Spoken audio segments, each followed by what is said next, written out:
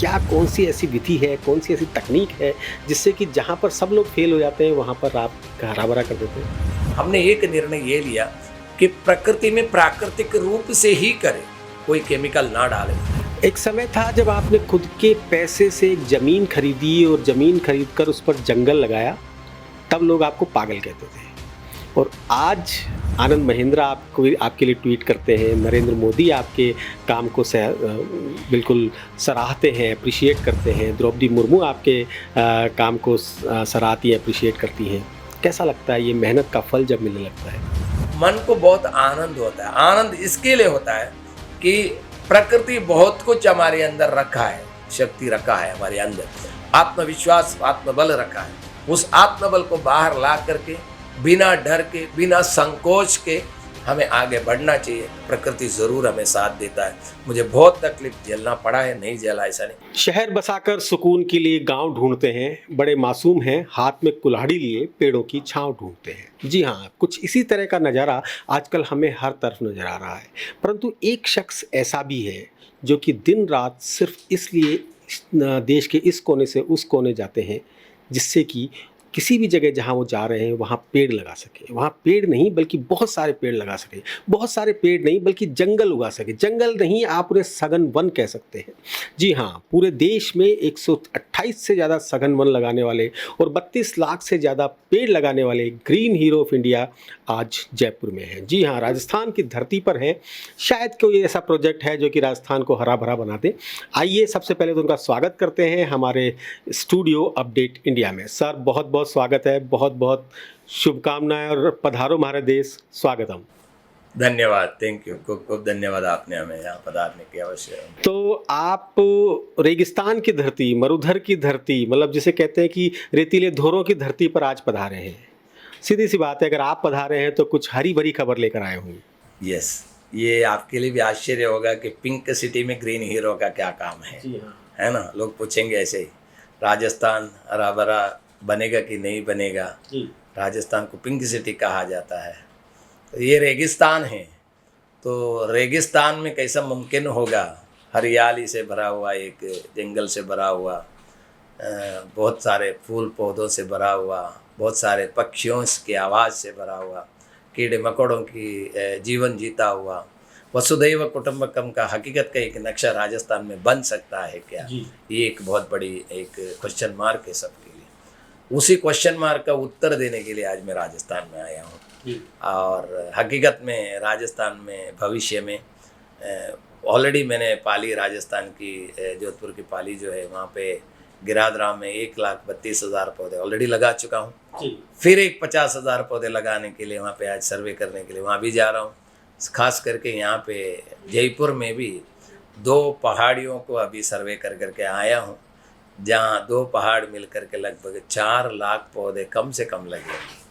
उस चीज़ के लिए आज यहाँ आया हूँ और आपने स्वागत किया, उसके लिए धन्यवाद। सर खारी जमीन पर पौधे लगाना मेरे हिसाब से आसान है, जहाँ पर कोल प्लांट हो वहाँ पौधे लगाने आसान है, पर हिंदुस्तान के सबसे बड़े क्षेत्रफल वाला राज्य राजस्थान, जहाँ रेतीली मिट्टी है, आपको लगता है कि वहाँ पर भी हरी क्रांति यानी ग्रीन क्रांति जिसे कहते हैं, जो कि पेड़ लगाने वाली क्रांति है, वो पॉसिबल है? देखिए, आपका ये जो क्वेश्चन है उसके लिए मेरा उत्तर ऐसा रहेगा, प्रकृति बहुत सुंदर है जी। इतना सुंदर है कि उसको आप शब्दों में पूर्ण करना बहुत मुश्किल है, उसको अक्षरों में पूर्ण करना बहुत मुश्किल है, लिपि में पूर्ण करना बहुत मुश्किल है, या नहीं तो उसकी एक स्टोरी बना करके पूर्ण करना भी बहुत मुश्किल है जी। या परिक्रम कर करके भी पूर्ण करना बहुत मुश्किल है जी। या आप उसके ऊपर कोई स्टडी करके पूर्ण करना भी बहुत मुश्किल है। ये आसान इतना नहीं है, क्योंकि प्रकृति इतनी सुंदर है, इतनी अच्छी उसकी बनावट है। एक तरफ जलाशय है तो दूसरी तरफ पहाड़ी, तीसरी तरफ पत्थरों से भरा हुआ जगह, तीसरी चौथी तरफ रेतियों से भरा हुआ जगह, और एक जगह बहुत सारे जीव राशियों से भरा हुआ जगह। ये सारे चीज़ आपको देखने को मिलेंगे। तो ऐसे में रेगिस्तान जब बोला जाता है, राजस्थान बोला जाता है, हाईली टेम्परेचर, विंटर में सबसे लोवेस्ट टेम्परेचर, आपने अभी कहा ऐसे रेती से भरा, इतना ही नहीं, पानी भी बहुत सबसे ज़्यादा हार्ड वाटर वाला राजस्थान। क्या इसमें हरा भरा होना मुश्किल है कि अगर आप पूछेंगे तो ज़रूर कर सकता है। तकलीफ ज़रूर है, लेकिन हरा भरा नहीं हो सकता ऐसा नहीं है।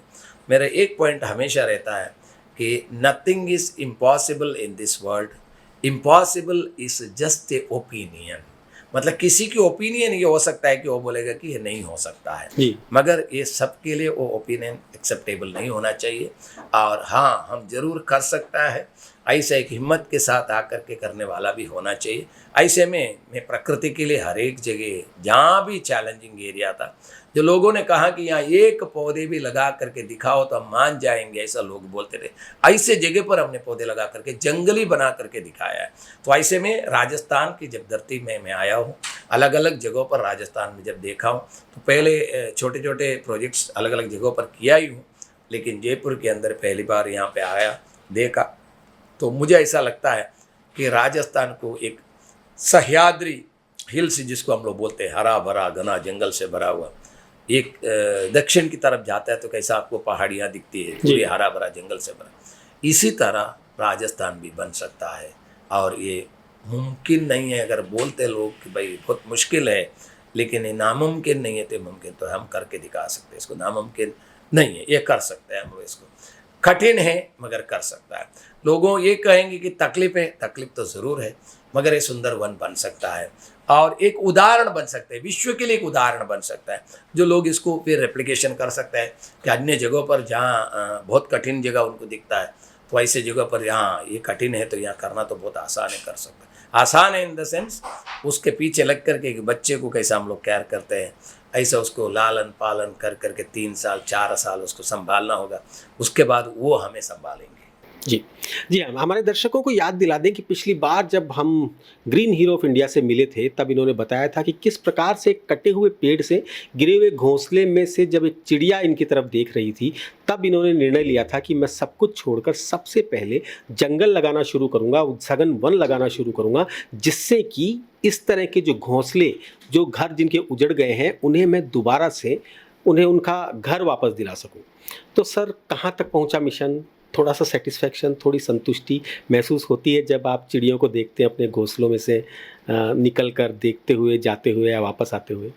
ज़रूर बहुत संतुष्ट होता है। उसके कारण मैंने तो केवल एक पक्षी को ऐसा तरसते हुए देखा था, जो अंडे नीचे गिरा है और रो रहा है और मेरी मदद करो ऐसा बोल रहा है। वो सिर्फ मैंने एक पक्षी को देखा है, लेकिन उसके सामने मैंने जो संकल्प लिया है कि मेरे जीवन इसके पीछे लगा दूंगा और पशु पक्षियों के लिए, कीड़े मकोड़ों के लिए मैं जंगल बनाऊंगा, जहाँ लोग काटेंगे नहीं, पीटेंगे नहीं, उपद्रव नहीं करेंगे, ऐसे जगह पर मैं जंगल बना करके तुम्हारे लिए एक जगह बनाऊंगा। ऐसा मैंने जो संकल्प लिया, उसके बाद आज जब मैं हज़ारों लाखों पक्षियों को मेरा बना हुआ जंगल के अंदर जब देखता हूँ, तो अब जब मैंने एक पक्षी को देखा, उसके सामने आज लाखों पक्षियों को जीवित होते हुए अपने जीवन बनाते हुए देख रहा हूँ, वहाँ मुझे अब ये समझ में आ रहा है कि इस धरती में जीने का अधिकार उनको भी है। उनकी कोई कसूर नहीं थी, कोई वृक्ष के अंदर उसने घर बनाया तो क्योंकि उसको धरती ने उसको आदेश दिया है, धरती का अनुग्रह के हिसाब से वो बनाया है और धरती का संदेश, धरती का सृष्टि किया हुआ चीज़ है। जिस तरह हम लोग अलग अलग जगह जा करके अपने घर बनाते हैं, बैठते हैं, इसी तरह उसको भी एक अधिकार दिया हुआ है। तो आज वो फिर से रिहैबिटेशन जिसको बोल सकते हैं हम लोग, फिर से उस हमारे बनाए हुए जंगल के अंदर अलग अलग प्रकार की छोटे पक्षियों से लेकर के बड़े पक्षियाँ अपने जीवन कर रहे हैं, अपने आराम से अपने घर बना करके अंडा रख रहे, उसको कोई तकलीफ नहीं दे रहे। वहाँ से 1 से 2, 2 से 20, 20 से 200, 200 से 2000 बनने की मौका मिला, तो मुझे बहुत संतुष्ट होता है। मैं तो ये कहता हूँ कि मेरा ये जीवन ही नहीं, और भी मुझे जन्म अगर ईश्वर देगा तो वो जन्म भी मुझे जंगल के लिए सीमित रखे तो मुझे बहुत संतुष्ट होगा, क्योंकि कम से कम एक इंसान से कुछ जंगल बने और उसको 10 लोग कॉपी करें, 100 लोग कॉपी करें और हमारा धरती हरियाली से हमेशा भरा हरा भरा रहे। और वसुधैव कुटुंबकम का जो नारा है वो संपूर्ण रीति से उस अर्थ जो है, उसके जो मीनिंग है, वो सभी के मन के अंदर बोलने में ही नहीं, बाकायदा वो हकीकत में लागू होनी चाहिए कि हाँ इसका अर्थ ये है जी, वो होना चाहिए। कुछ जंगल जो आपके सघन वन हैं वो मैंने भी विज़िट किए हैं आपके साथ में।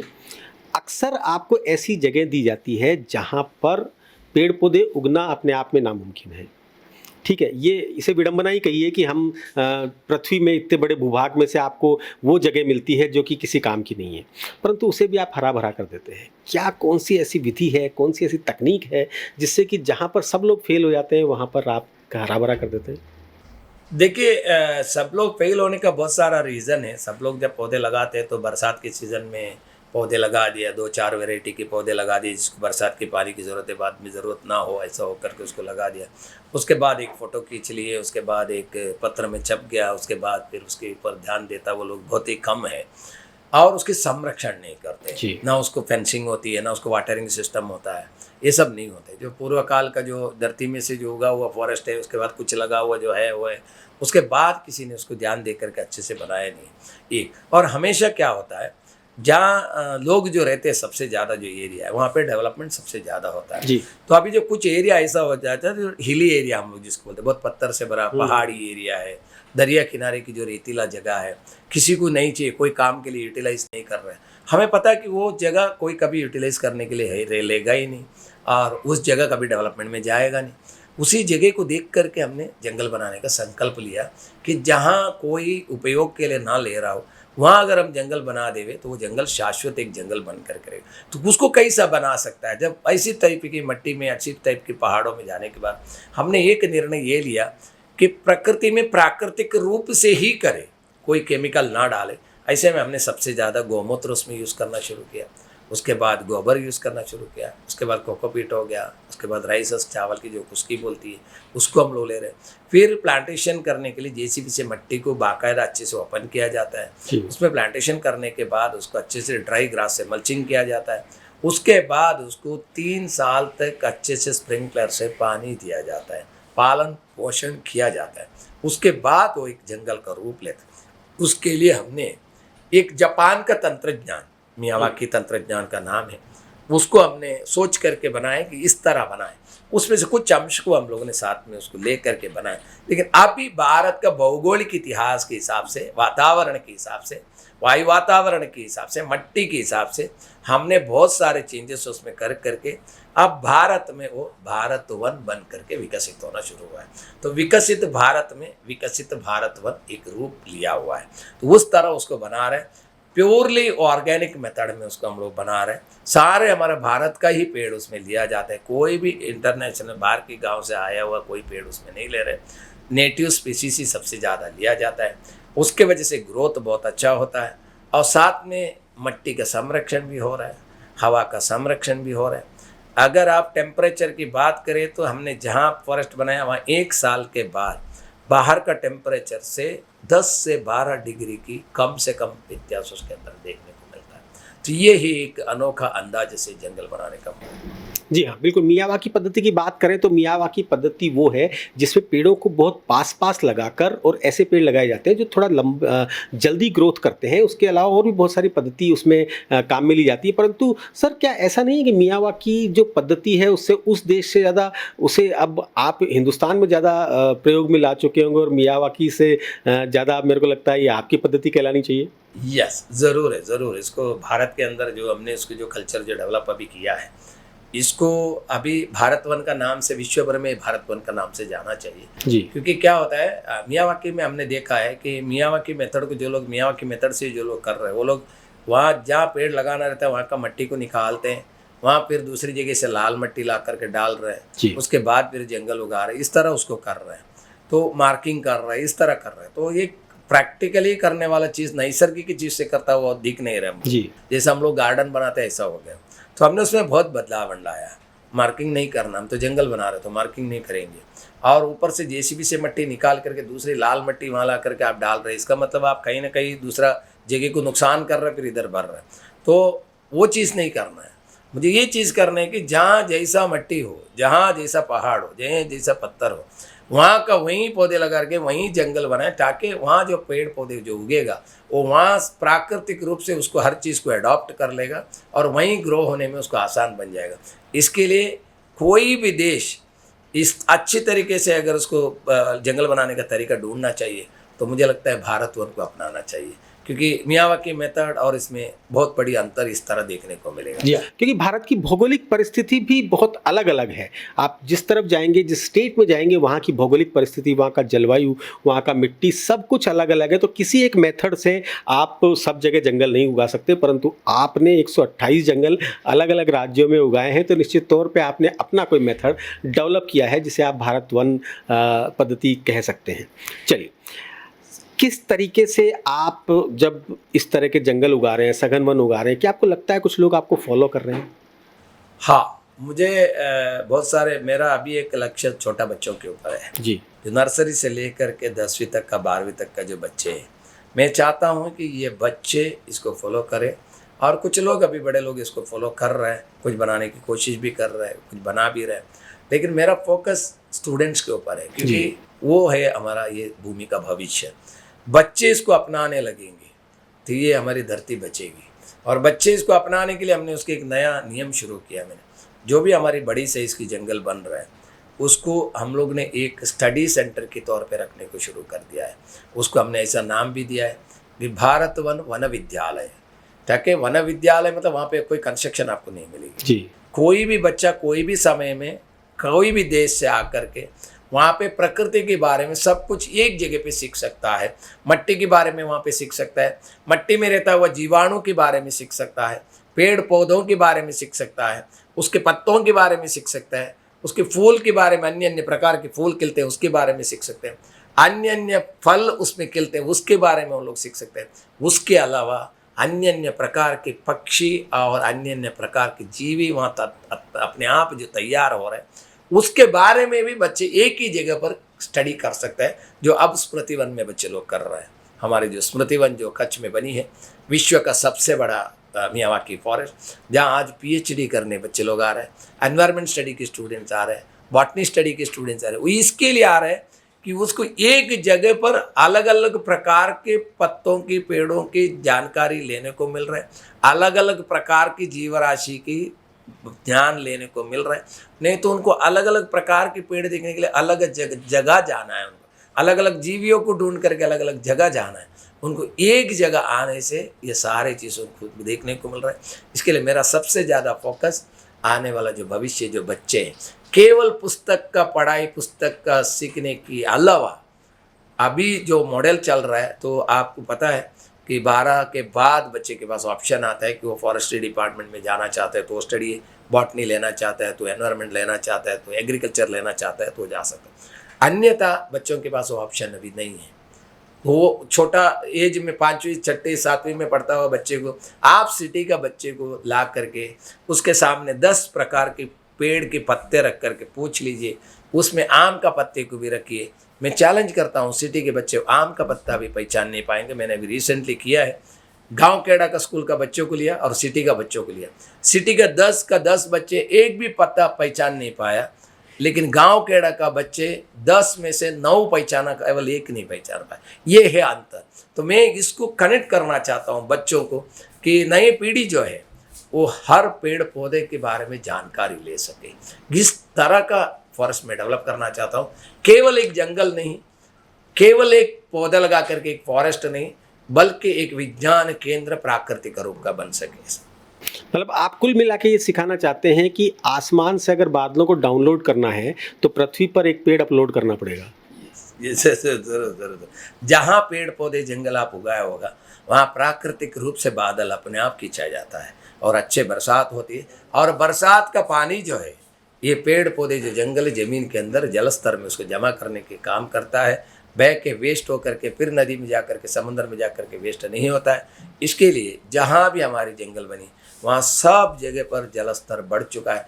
उदाहरण के लिए आपको मैं कच्छ का स्मृति वन फिर एक बार बोल रहा हूँ। स्मृति वन के सामने माधापर करके आपने सुना होगा, जो एशिया का रिचेस्ट विलेज है। वहाँ पे अभी हाल ही में बोरवेल का पानी को लेवल चेक किया गया तो जल स्तर बढ़ चुका है। अभी तक का इतिहास के हिसाब से वहाँ का जल स्तर बढ़ चुका है। जल का क्वालिटी में बदलाव आया है। उसका कारण उसके बिल्कुल सामने 5 लाख पौधे लगे हुए एक फॉरेस्ट, एक बड़ी पर्वत के अंदर पूरी फॉरेस्ट लगा हुआ है। उसका इम्पैक्ट ज़रूर यहाँ पे आ रहा है। इसका मतलब ये एक स्टडी सेंटर केवल हम लोगों के लिए नहीं, केवल विद्यार्थी के लिए नहीं, ये विश्व के लिए एक स्टडी सेंटर बन रहा है। एक समय था जब आपने खुद के पैसे से एक ज़मीन खरीदी और ज़मीन खरीदकर उस पर जंगल लगाया, तब लोग आपको पागल कहते थे।